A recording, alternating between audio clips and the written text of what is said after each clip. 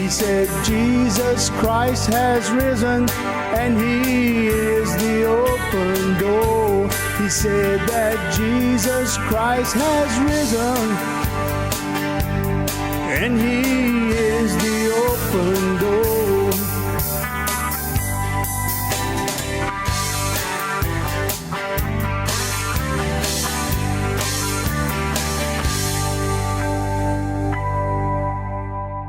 All right, everybody, welcome back. Welcome back to another episode of the Cajun Conservative. No, I am not Isaac, the man, the myth, the legend. He is taking a break this week, and he asked me to sit in for him. And so you may or may not recognize my voice. This is Josh from Culper's Canteen Cup. Myself and my other two co-hosts over there at C3, Luke and Roger, we made some appearances on the Cajun Conservative before. And I tell you, it's an honor to be here. Really appreciate Isaac reaching out to us and asking us to sit in for him and be able to host an episode of the Cajun Conservative. Luke and Roger wanted to be here, but they're off gallivanting around the Southwest, stimulating the economy a little bit and taking a harder vacation from work. So real quick, wanted to wish Luke's wife, Michelle, a happy birthday. It's one of the things they're doing this weekend is celebrating her birthday. So, hey, Michelle, hope you have a great one, and you better make Luke do something really nice for you other than take you to IHOP or something like that. So, hey, for those who wanted to hear more of us, check out episode 65 of Culper's Canteen Cup. Isaac came on over, and we had the Cajun Conservative on our show, and it was a good one. Isaac he broke it down, explained what does and does not go in gumbo, and educated us a little bit on what's going on in Louisiana, specifically Acadia. So, got a great show lined up for you today. There's so much in the news to discuss, but first, we're going to get to the most important story in the news right now. And that is college football is back. College football. I sat on the couch yesterday after doing some yard work, being lazy, watching college football. It's absolutely my favorite time of the year. College football, fall, pretty soon the leaves are going to start changing colors. It's not going to be as humid. I don't know how it was where you're at, but today it was 81% humidity here in the sand hills of North Carolina. And man, I tell you, it's not the heat that gets you, it's the humidity. So all those people that live out west in the desert and they're like, the heat's not that bad. Yeah, it's because you don't have humidity on top of it. That's why. That is why. So I know we're in, a lot of you guys are in LSU territory, probably listening. I have to say I'm from the panhandle of Florida, so I'm not an LSU fan. I'm a Florida State fan. And it's been some lean years in Florida State for college football there in Tallahassee, and we're kind of in a rebuilding year. So, and college football season gets interesting in my house. My wife's a Florida Gator, so it gets a little animated, in our house in college football, especially the last game of the year when Florida State play each other. So, and of course, she's recruited all our teenagers to be Gators fans as well. So I'm outnumbered in my house. So anyway, all right, enough about my terrible college football team. Although we did win yesterday. I mean, it was an FCS team, so not too much to root home about. But all right, let's dive into the news and what's going on. So one of the things I know Isaac, he addressed it in his last episode a little bit, but I really, really want to talk about the student loan forgiveness. I know Isaac, like I said, he talked about it. He broke it down a little bit, some of the figures of Wharton School of Business, their estimate and stuff like that. But the part I really want to talk about is the personal accountability, the personal responsibility side of this, because this is huge. Right. They hit a milestone in the Democrats' agenda that they've been pushing for decades. And one of the key tenets of the Democratic Party is that you are not responsible for your actions. It's either the system, they like to talk about the racist, broken system of the United States government. They're, the evil of capitalism that is the source of all your problems. It's not you. It's not your bad decisions. It's the system. The system made you do it. Your situation made you do it. You're not responsible, right? You can see it every day. They're pushing free healthcare, free college. They want to do rent forgiveness, free cell phones, lighter jail sentences, or no sentences at all. We see that across the country now a lot, especially in Los Angeles, where they were trying to recall the Los Angeles district attorney because people are committing crimes and getting right out on no bail. There's people charged for attempted murder that turn around and get released on no bail. And so why is this? Because they want you to believe that the system is rigged against you. That's why. They want you to believe that the system is the root of all your problems. They tell you that the founders were a bunch of racist old white men. They tell you that our founding documents, the Declaration of Independence, the Constitution, the Bill of Rights, are all rooted in racism and intentionally designed to stack the deck against you. They want you to believe that. They truly do. They need you to believe that. Why? So they can demolish it. So they can get your support in demolishing it and install their preferred form of government, which, quite frankly, is communism. They want you to be dependent on the government. They need you to be dependent upon them, because then they can exert total control. Now, I know the term communism and socialist and socialism, I know that gets thrown around quite a bit, and it loses, at some point it kind of loses its, its power. The power of the spoken word. It loses it when, a lot of folks throw it around, too much. But you will never convince me ever that the Democratic Party does not want communism. You'll never convince me of that.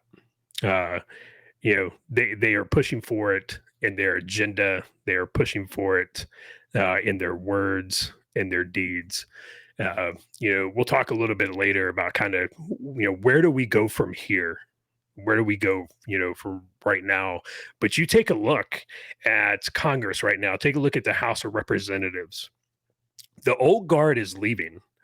The old guard, and I'm talking about the Pelosi's, the Feinsteins, eventually even the Republican side, the McConnells. Those folks they are aging out. Pelosi's so old, she's not even buying green bananas anymore. So, when you look at that and you take a look at what is coming behind them, well, you have the AOCs, the Tlaibs, the Presleys, the Anna Presleys. Like, those are not people that you can reason with. Those are not people who want to sit down and have a civil discussion on the issues and compromise and come up with solutions. Those are not those people. Those are not the old guard. They do not care how the system is. All they want to do is burn it to the ground and salt the earth with it. So people really, really need to pay attention to that. And, it's another reason why I don't believe that the Democratic Party has the best interest for this country in mind. And, we see them every day actively trying to destroy the founding principles laid out in the Constitution. Just take a look at what has happened in the last, let's say, couple of years. We'll just go a couple of years. We'll leave 2016 to 2020 alone, but just in the last 2 years, you've seen assaults on freedom of speech. You've seen assaults on the right to bear arms. You've seen assaults on our rights against unreasonable search and seizure. They've weaponized our intelligence agencies and law enforcement agencies to persecute their political opponents and private citizens. This is the antithesis of a constitutional republic, folks. This is not how constitutional republics work, and this is not what our nation was founded on. Our nation was founded on freedoms because the founders and at least 3% of the colonists did not want to be under the jackboot of a king, of a monarch. But believe me when I tell you that that is what the DNC wants to bring back. That is what they are pushing for. And I get told a lot, C3, we're active on social media, and we see a lot, of folks talking about, well, the Constitution doesn't explicitly say this, giving you that right. The Constitution doesn't say you can do this or that. What those people fail to realize is the Constitution is not there to limit the power of the people. The Constitution is there to limit the power of government, and that is government at every level, whether that be the federal government, whether that be state, or your local, your county government. That the Constitution is there to limit them. It is not there to limit you, the citizen. But what I really want to talk about is the Biden administration basically usurping the Constitution for the student loan, the student loan repayment thing, which I just it continues to boggle my mind. The lack of personal accountability, and the fact that the federal government is basically telling people that they don't have to be accountable for their actions. There's no repercussions for their actions. That was in St. Louis one time, and I saw this billboard. And the billboard, it was for a local defense attorney, advertising his services. And the billboard stated, quote, "Just because you did it doesn't mean you're guilty." Now think about that for a second. Just because you did it, it doesn't mean you're guilty. Well, I don't know. The way I was raised and the way I grew up, if you did something, you did it, and you were held accountable for your actions. But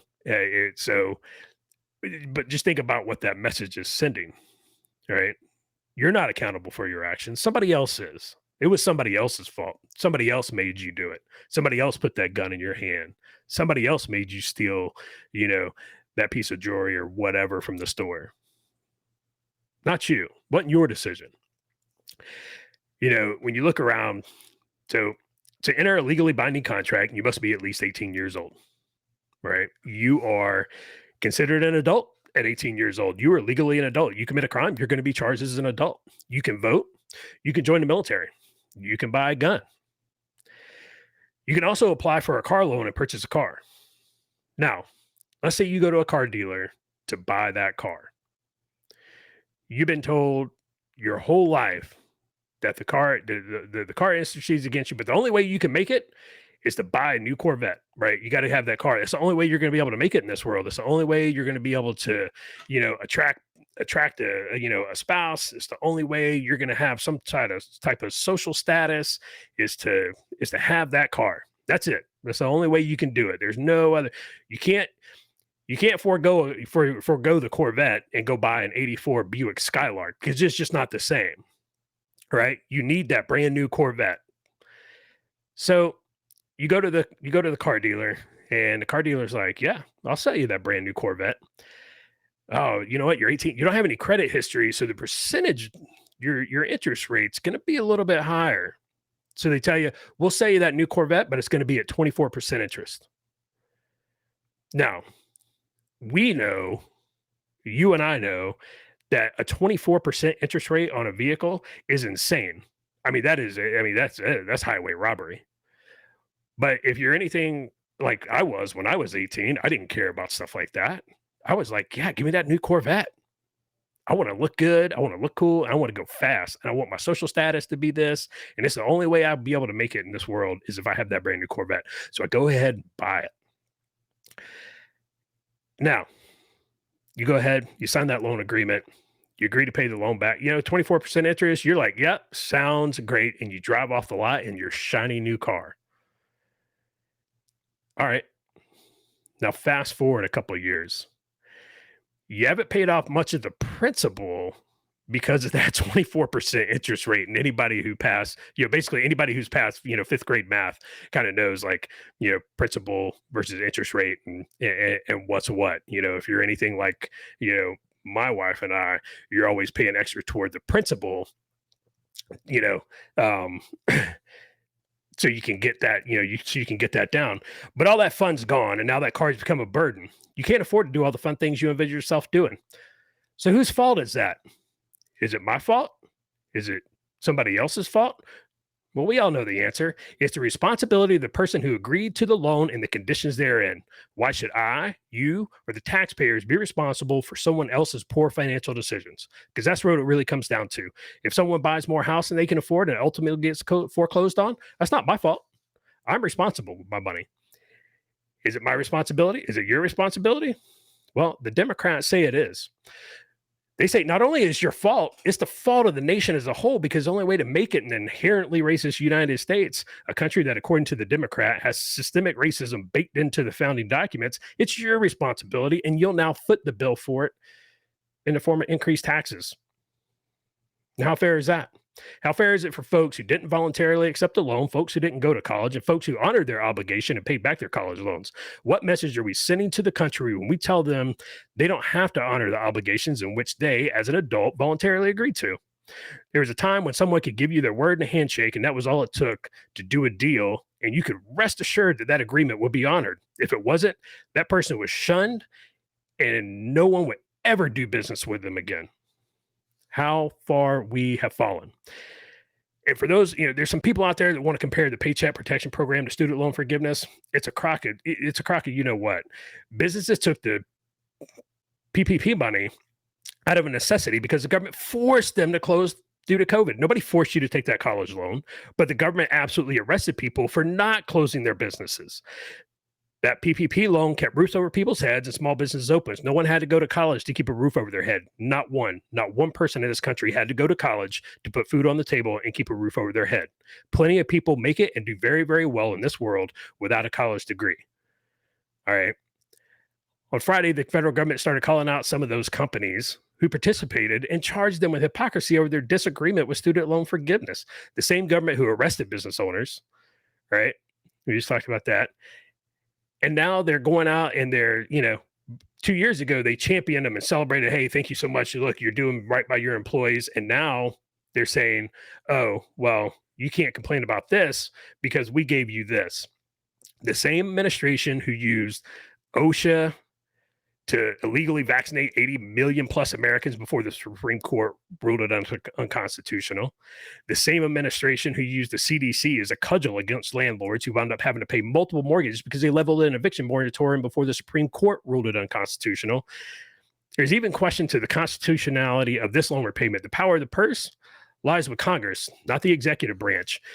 If the president can make unilateral decisions on the purse, why have a Congress to begin with? By law, they're passed by Congress. Those loans must be repaid, and you can't even declare bankruptcy to avoid repayment. So why does the president think he can just veto existing laws already on the books? Nowhere in the Constitution is that allowed. Absolutely nowhere. But it brings us back to, kind of my point. Why do the Democrats continue to thumb their nose at the Constitution and responsible Americans? Why? Why do they do this? Because deep down, they hate you. They hate you because you're responsible and you honor your financial obligations. They hate you because you don't buy into their communist philosophy. They hate you because you can make it on your own and you don't need them. They want you to be subservient. They need you to be subservient. They need you to be totally dependent on them so they can use every lever of power possible to control you. They hate you and they will do everything, including violence, to destroy you and force you to bend the knee. That's what's happening, and people need to wake up and pay attention. So anybody who listens to Culper's Canteen Cup out there, I tend to get a little animated and I get kind of hot, because these things are kind of get me going. So let's take a quick break. When we come back, we'll discuss where we're at the 1 year point in Afghanistan since the disastrous Joe Biden withdrawal.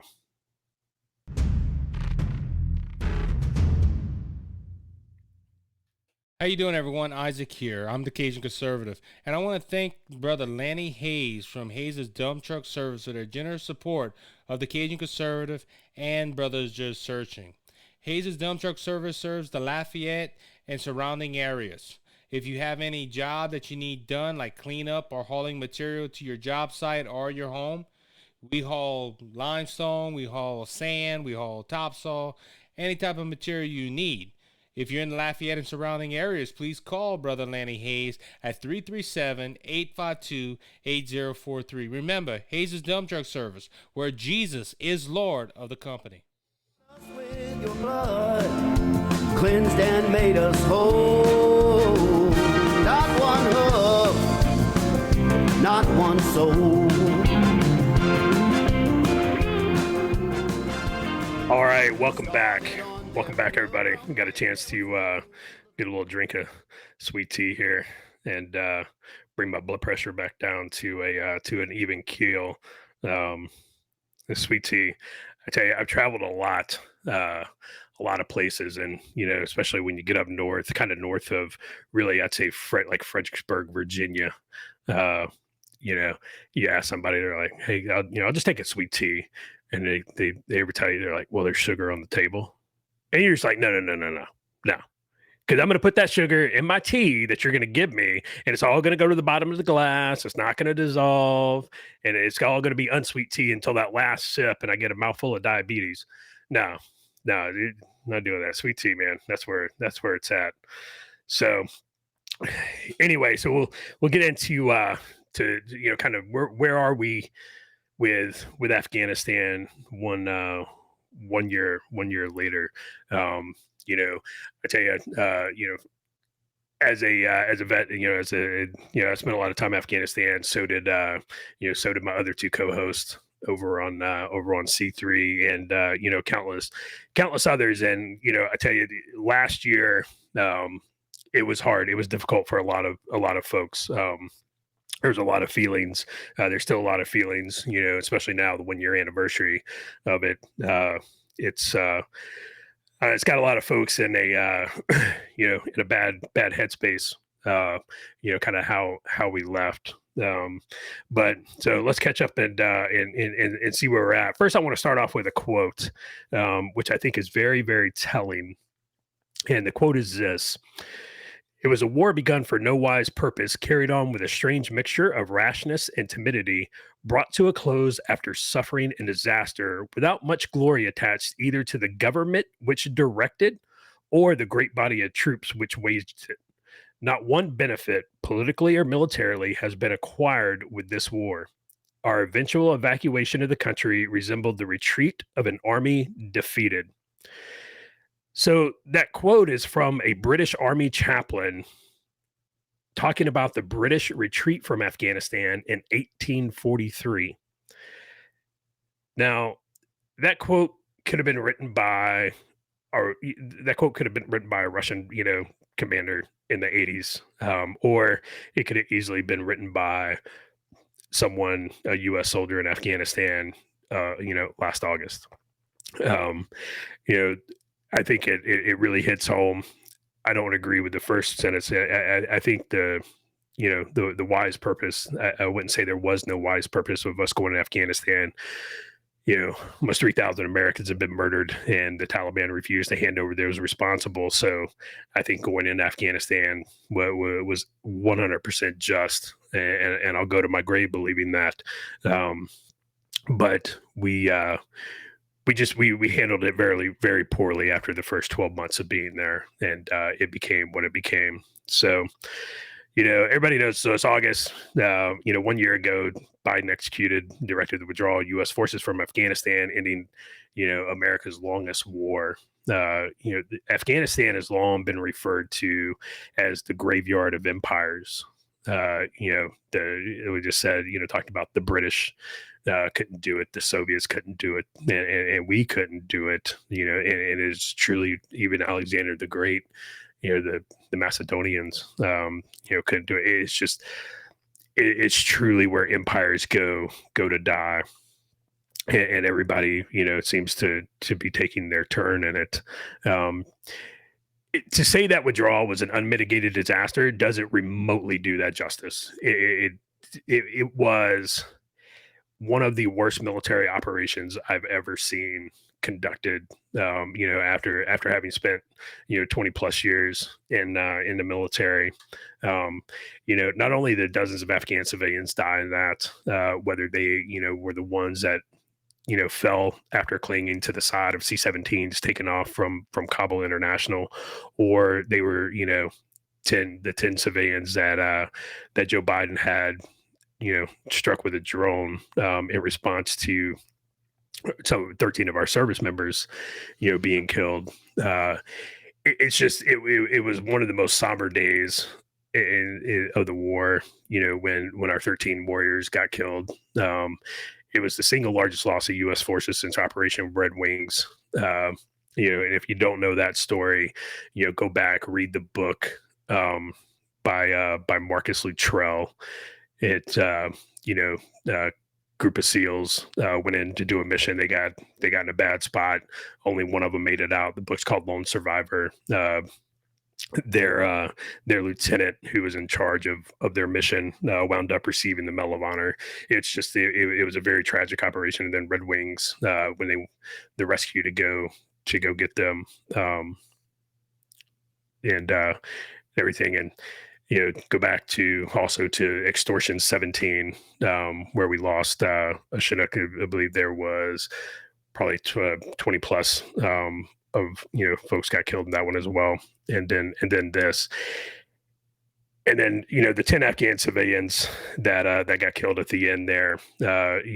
Come to find out that they were not associated with the suicide bombing that killed the 12 Marines and the one U.S. Army soldier. But it was a family of aid workers, and 7 of them were children. But in the Biden administration's ineptness and haste to act, to do something, right? That's what people always say. Well, we got to do something. Okay, well, what is that something? In haste, we killed 10 innocent people, which it kind of put a marker on Afghanistan. Us leaving it seemed to be, as bad as it sounds, it seemed to be fitting to our actions there. So, when you look back at Afghanistan and what it cost us,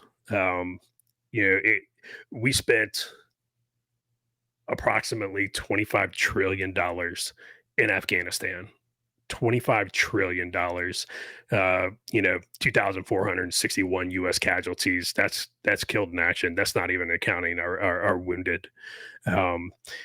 It started out as a just war. Like I said, we absolutely should have gone in there after 9/11. We should have gone in there without mercy, and leveled, what was left of it. Which is kind of crazy when you say people are like, oh, we'll bomb them back into the Stone Age. Anybody that's ever read about Afghanistan or been to Afghanistan, when I read the Bible, Afghanistan is what I envision. Because the clock stopped, the clock stopped in the 5th century in Afghanistan, and it never restarted.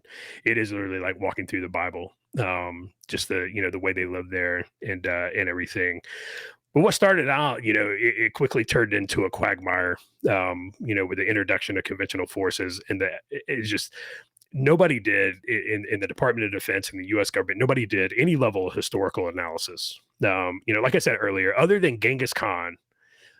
Other than Genghis Khan and the Mongols, no one has ever conquered Afghanistan. And Genghis Khan did it. It was like 1219 to 1332, right? Other than that, nobody has ever conquered Afghanistan. And even us, the greatest superpower in the world with the most advanced military on the planet, couldn't do it. We could not do it. We tried. We just could not do it. And the most ironic thing about all of this is, you remember back to the 80s, we tried to make Afghanistan the Soviets' version of Vietnam. We wanted the Soviets to become bogged down in Afghanistan so we could bleed them both in blood and money. And then, 12 years after the last Soviet tank crossed Friendship Bridge, what do? we're in Afghanistan, where we would remain for basically 20 years. It's absolutely insane. So in April of 2021, Biden announced the last U.S. troops would leave Afghanistan on September 11th. Well, why that date? A lot of people ask why that date. Why? What military strategy are you laying out there by having September 11th? I get the symbology. Everybody understands the symbology, but you don't plan military operations around symbology. You plan military operations around strategy. Right? How can I conduct this and mitigate the most risk possible to ensure the maximum to deliver the maximum effect? That's what military operations are planned for. Not, well, we want to do it on this date, just because. Okay, well, that sounds great and everything, but guess who gets a vote in your decision making process? Your enemy, your adversary. They get a vote. And, I can tell you from personal experience, an operation of that magnitude, when he came out in April and said, this is going to be the day, and you realize that's like 150 days away, if my Florida public school math serves me correctly, give or take maybe a day. So 150 days, you're going to withdraw in 150 days and operate. From personal experience, I tell you that an operation of that magnitude takes a heck of a lot longer than that. And, you got to remember at this time, starting April and May, like that's fighting season in Afghanistan. Generally, the winters in Afghanistan are very tough, especially, in the mountains in the Hindu Kush. You're talking some significant snowfall, feet deep. Most of the Taliban, from my experience during the winters, most of the Taliban, Al Qaeda, Haqqani, they would go, other foreign fighters, they would go into Pakistan for the winter, lay low, rest and refit. And then come April, May timeframe, it was time to get their jihad on again. So you're going to conduct this operation. Not only are you going to conduct it in 150 days, but you're going to conduct it over the span of the fighting season is what we called it in Afghanistan. And you got to remember, at this time, the Taliban is moving. The Taliban is taking district after district. They are falling at the rate of dozens of districts a day. And so think of districts as like counties and provinces or like states. And so these districts are falling by dozens a day. And Afghanistan is not that big, when you compare it to the United States. And although in July, they come back, the Biden administration comes back and it's like, oh, we had no idea the country would fall as quickly as it did. It's like, really? Because watching the news, I could tell. Having been there, I could tell. Anybody, all you had to do was watch the news. You didn't have to have any personal experience there. You could tell.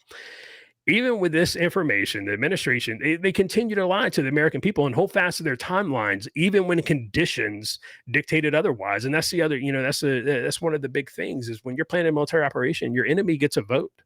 Your enemy gets to decide. And, there's an old adage in the military. We always say, no plan survives first contact. You can have the most well thought out plan, but as soon as you bust the gate, you get out of there. And guess what? When first contact happens, your plan's out the window. At that point, you're in a fight, and that's what matters, and that's what counts. And then you had in July, Chairman of the Joint Chiefs of Staff, Mark Milley stated, I did not nor anyone else see a collapse of an army that size, talking about the Afghan National Army. Well, I'll tell you right now, folks, Mark Milley's either lying, incompetent, or both. Roger saw it, Luke saw it, a bunch of people saw it, and you didn't even have to, you didn't have to be, an intellectual wizard. You didn't have to be a Mensa student to see this. All you had to see was what was happening on the ground with the Afghan National Army. We gave them so much money, so many weapons, so much training, and they capitulated at the very beginning of hostilities. I mean, they took off their uniforms and walked away. They did the exact same thing that the Iraqi army did when ISIS came, out of northern Syria and crossed into northern Iraq. I mean, they laid down their weapons and fled. And we saw this coming. We saw this coming since 2005. We knew what the end state was going to be. We knew what was going to happen. we knew that we were not going to beat the Taliban. We knew that we were not going to be able to secure Afghanistan and make it a stable place, large in part because of the culture there. The Afghanis who, lives in, let's say,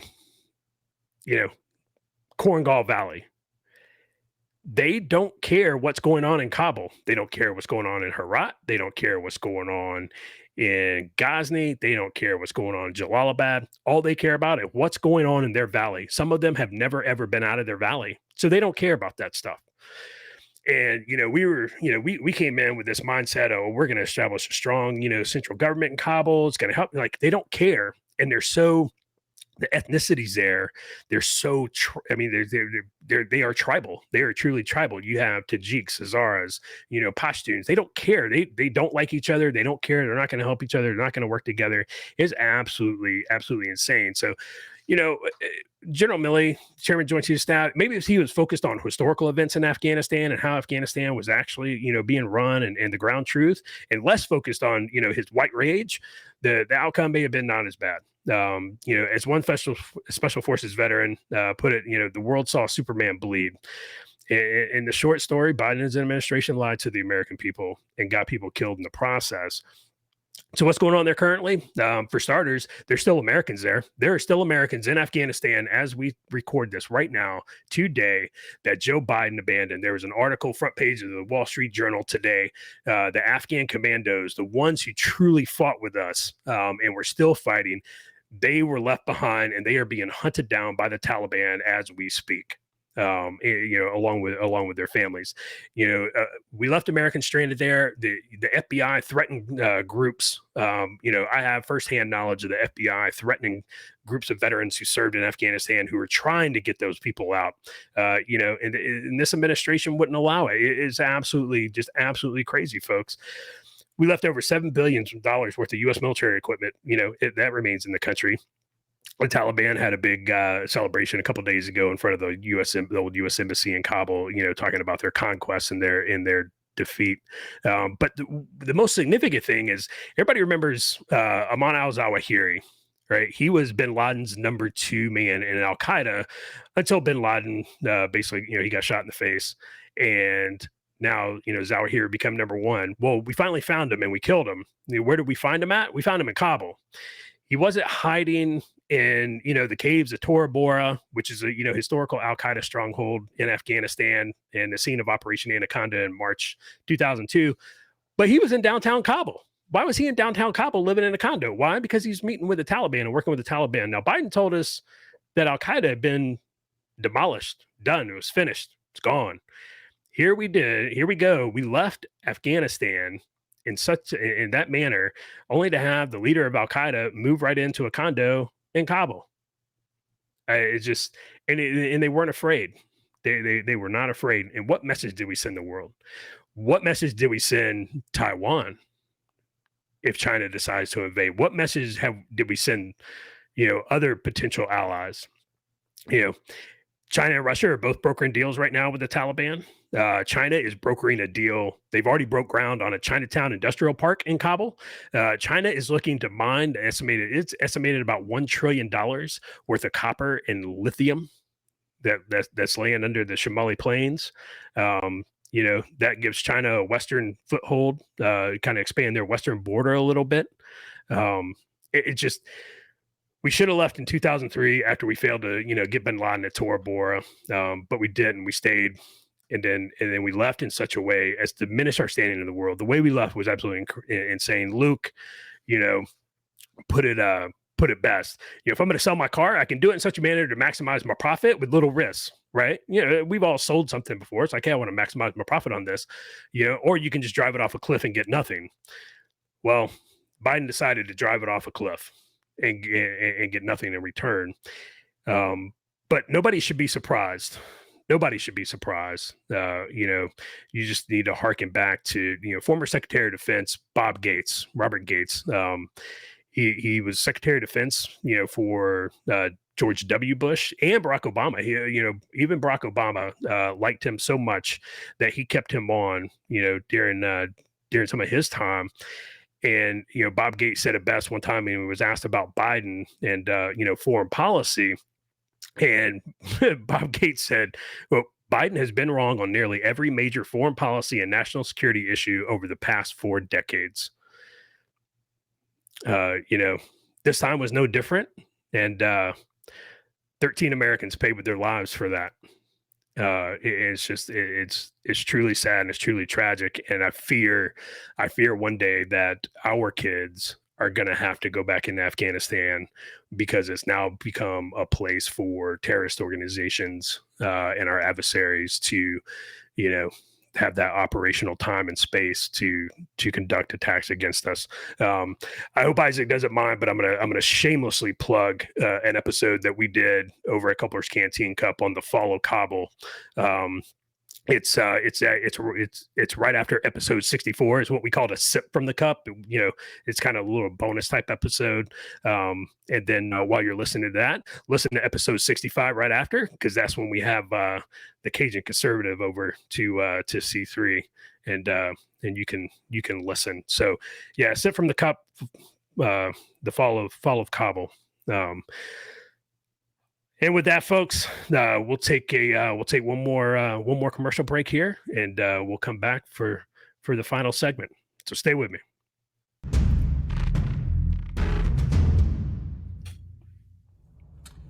Cheers and good on you, boys and girls. My name is Scott Ford, and I have a show on Rumble. It's the Scott Ford Show, all in one word, the Scott Ford Show, and it's on Rumble. And I also have a motivational success show on YouTube. So go ahead and subscribe and ring that bell. That would mean a lot to me. Enjoy your life.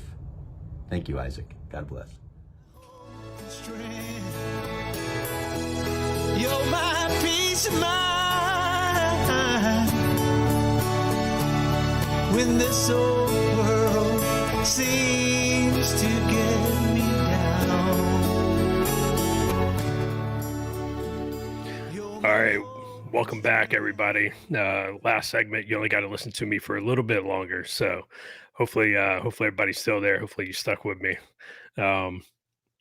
So, talking about current events and what's going on, I kind of, for this last segment, want to take some, a little bit of freedom here and get a little philosophical instead of talking about a current event, because this really kind of just encompasses the State of the Union. And the question I want to ask, to kind of kick it off is, where do we go from here as a country?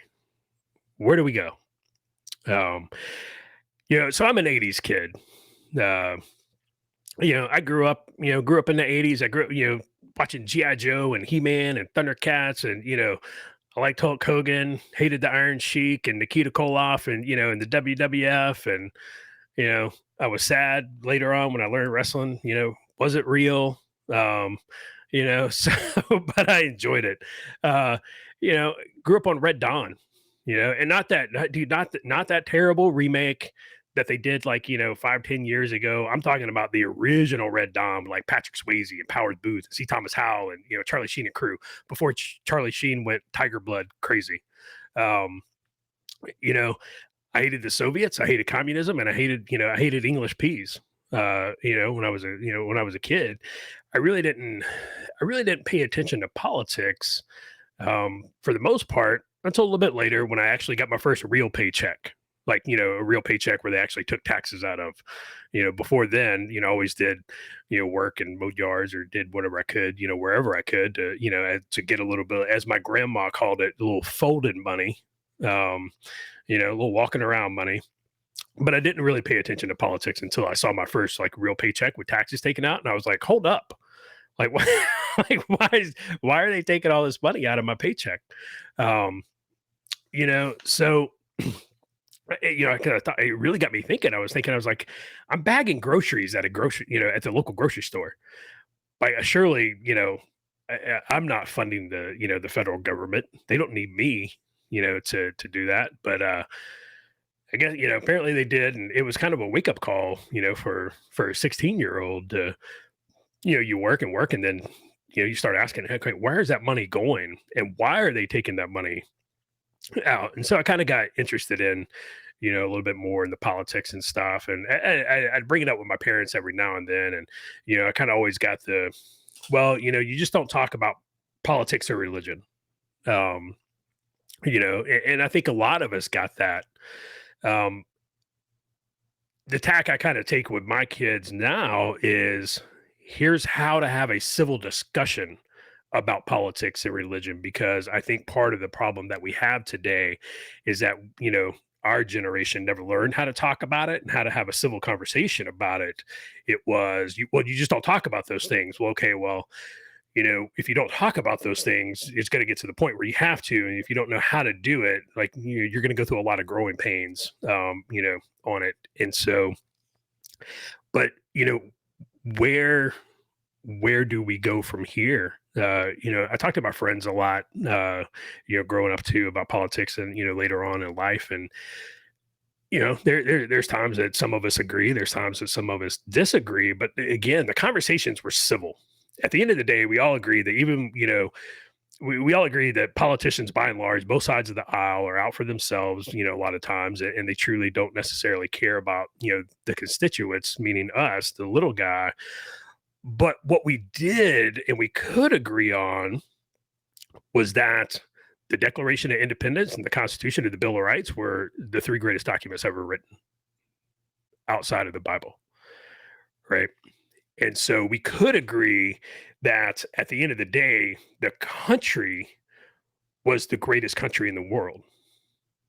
We did agree that no matter what our problems were, we could solve them by talking to each other, because at the end of the day, we're Americans, and that bonded us. That made us, that meant something. I think we're missing that now. If you go back and you look over the last, really 10, 12, 15 years, the attack on those few things that we have left that truly make us Americans, that common ground, right? Because you always need a starting point. Okay, we're going to have a race. Okay, great. What's the starting point, right? Where's that at? Well, if you can't agree on a common starting point, then it's kind of hard to have that race, right? And that starting point is the country, the flag, the national anthem, the belief in American exceptionalism. We're really lacking that right now, and we're very polarized. We're polarized more than I've ever seen this country. In my 45 years of being alive. I think we're closer politically to April 1861 right now than we ever than we ever have been, other than actual April of 1861. And everybody knows what happened in April 1861. It wasn't pretty. And a lot of that has to do with the rhetoric, the decorum, that we've all become accustomed to and people have willingly accepted. I go back. I was at a game when I was a kid. This was in the 80s. I was going. I forget what it was, like a college football game, or it might have been a high school football game, something. But I know it was a sporting event, and we were sitting in the bleachers, and somebody got into an argument with somebody else, and they called them a Nazi. Like, one person called the other one a Nazi, and I remember everybody around us like stopped talking, turned their head, and there was a collective gasp from a crowd of people because they just heard somebody get labeled as a Nazi. And I was just like, wow, whoa, like that's fighting words. Like, that's like, there's going to be a brawl. People throw that word around now and nobody bats an eye. Nobody. When you don't agree with somebody politically now, it's like, oh, you're a Nazi, or you're a racist, or you're this, or you're that. And you're like, man, those words used to mean something, right? And they were not words that you used freely and loosely. Those were truly reserved for the worst of the worst. You go back, even Nancy Pelosi, Speaker of the House, she labeled Republicans, every Republican here. It was a couple of years ago, maybe 4 or 5 years ago. I think it was during Trump's term, that they were an enemy of the state. Think about that. An enemy of the state. Man, when I grew up, you said the enemy of the state, you were talking about the Soviets. You were talking about the big red horde, like the communists, like the real bad people. You know, like it is crazy.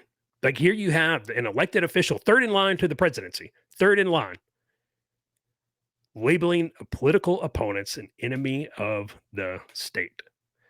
I was I was kind of floored.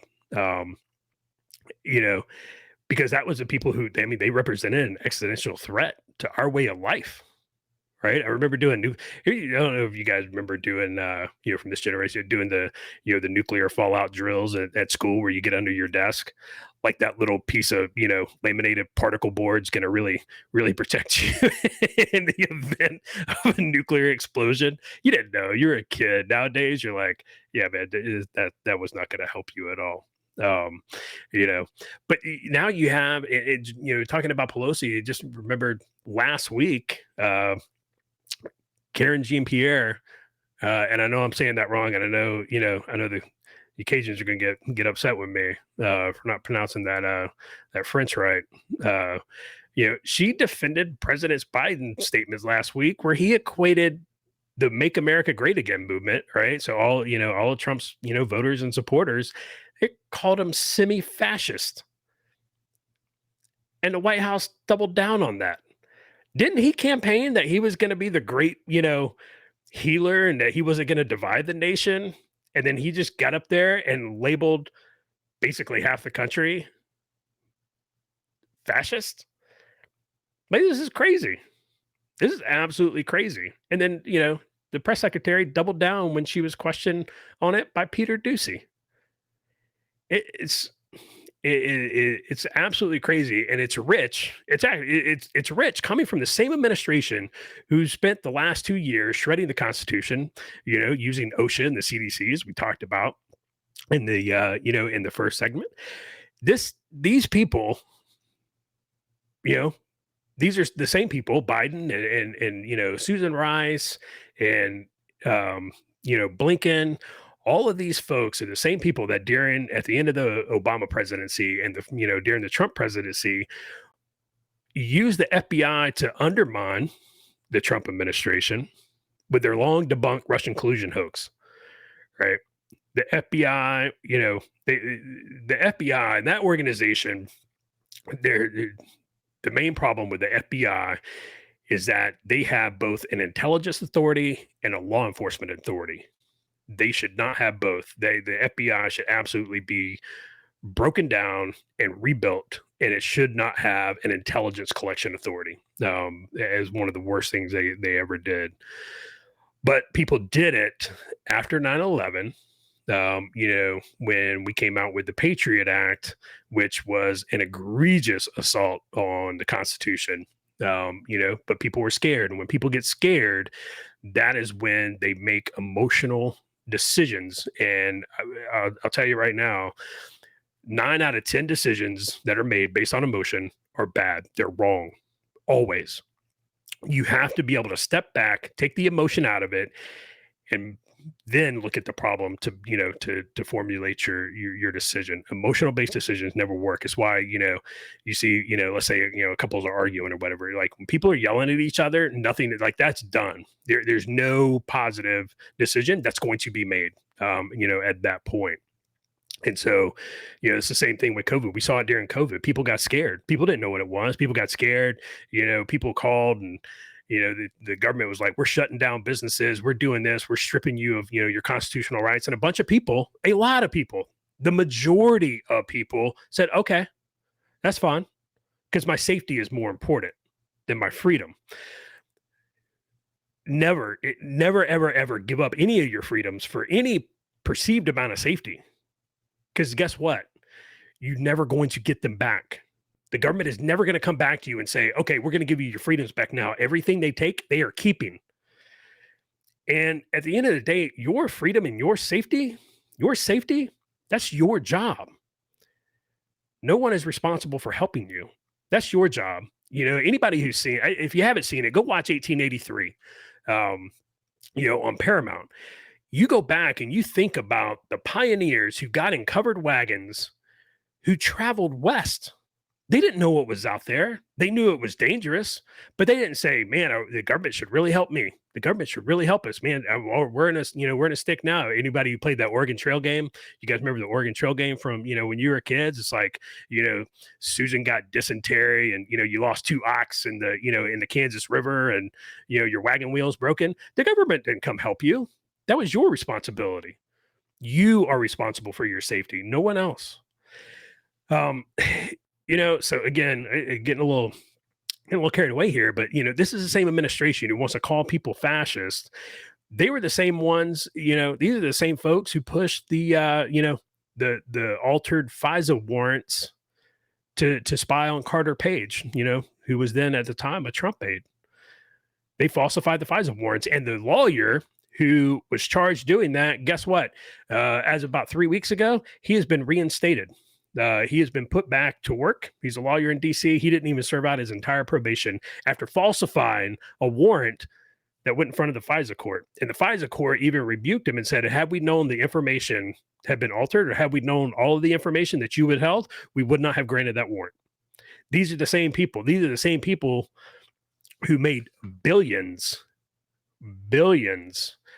from COVID vaccines.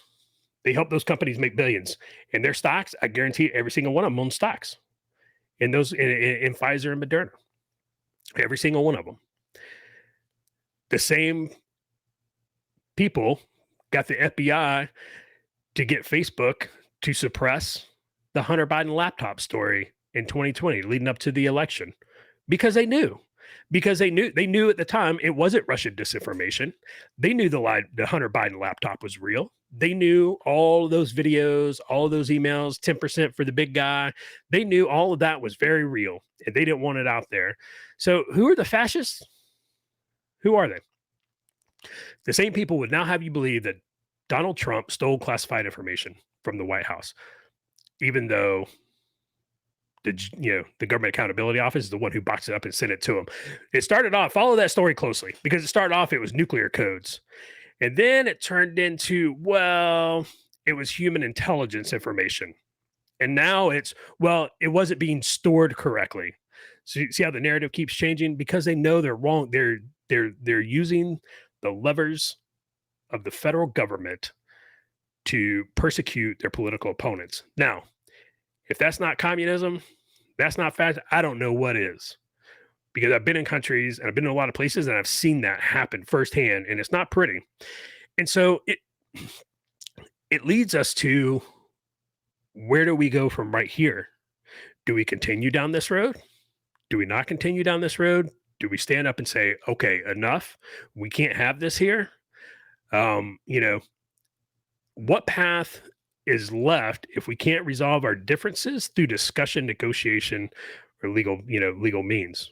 What path is left? Well, we know what path the founders took when they no longer had options. They addressed the king. They sent letters to the king, continuously. Hey, this is too much. What you're doing is not right. We don't like this. You can't do, at a certain point, and say, okay, well, we tried negotiations and negotiations have failed. What's left? Well, we have war. That's what's left. And that is what happens. Is that what we want? Do we want political violence here at home? I can tell you, I've seen it. It's not pretty. I never want to see it again, especially not here at home, because it won't be fought in some faraway land on some distant battlefield. It'll be fought right here in the streets, in our yards. My kids, your kids will see it for themselves. Is this what we want? I don't. Let me be crystal clear. This is not what I want. I would rather we be able to work out our differences from across the table, vice from across the field. But with the path that we're on, I simply don't see it ending that way. again, I spoke about, kind of the old guard, they understood there was a level of decorum there. There was a level of, like, you don't do this, you don't do that. You don't call for, your constituents to attack your political opponents' constituents in restaurants and bars and, berate them and chase them out. You just don't do that stuff. What we talked about is that's not the case with the new generation of politicians that's coming up. That's not the case with them. They absolutely want that. They approve of that and they push that. And they are not afraid to utilize, the government powers as a cudgel to get you, to bend you to their will. They will not hesitate to do that.